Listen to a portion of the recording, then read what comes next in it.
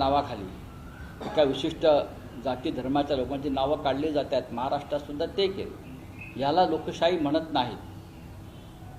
म्हणून सरसंघचालक जर अशा प्रकारे काही चर्चा करून काही विषय समोर आणणार असतील तर आम्ही सरसंघचालकांचं अभिनंदन करतो।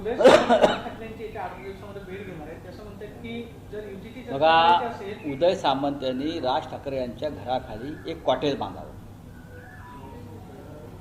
ह्या लोकांना आता मग उदय सामंत असतील किंवा भाजपचे लोक असतील, सन्माननीय राज ठाकरे आणि सन्माननीय उद्धव ठाकरे हे दोन बंधू एकत्र आल्यापासून यांची झोप उडाली आहे।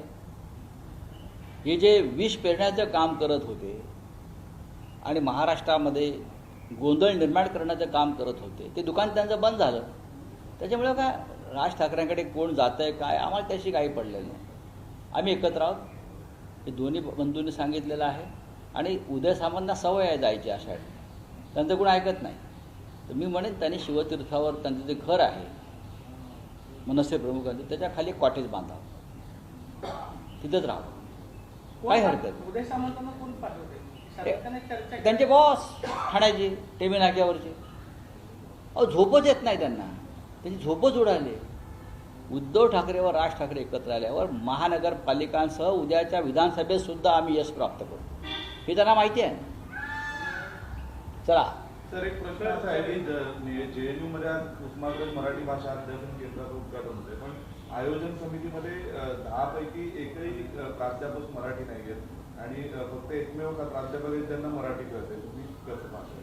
बघा, लक्षात घ्या की ही दिल्लीतली युनिव्हर्सिटी आहे, ही दिल्ली विद्यापीठ आहे आणि मराठी अध्यासन केंद्र ही अनेक ठिकाणी सुरू झालेली आहेत ना, असं नाही। आता त्या विद्यापीठाच्या कामाची पद्धत मला माहीत नाही, आम्ही अशिक्षित अडाणी लोक आहोत।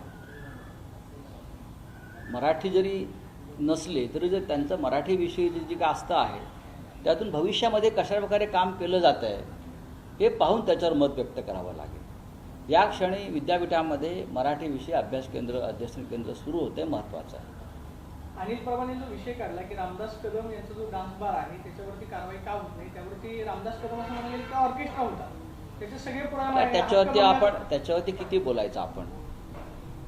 अनिल परब हे सक्षम अभ्यासू वृत्तीचे आमदार आणि आमचे नेते आहेत पक्षाचे। त्यांनी जेव्हा एखादा विधिमंडळामध्ये विषय मांडला याचा अर्थ त्यांच्याकडे हातामध्ये पूर्ण पुरावा। आणि अनिल परब यांची विश्वासार्हता ही रामदास कदमांपेक्षा जास्त आहे। ते पक्षाशी निष्ठावान आहेत, त्यांनी स्वार्थासाठी कधी पक्ष सोडला नाही। त्यांच्यावर ईडीच्या रेड्स पडल्या, त्यांना अटक करण्याचा प्रयत्न झाला, त्यांचा कुटुंबांना त्रास देण्याचा प्रयत्न केला, पण ते मातोश्रीशी एकनिष्ठ आहेत।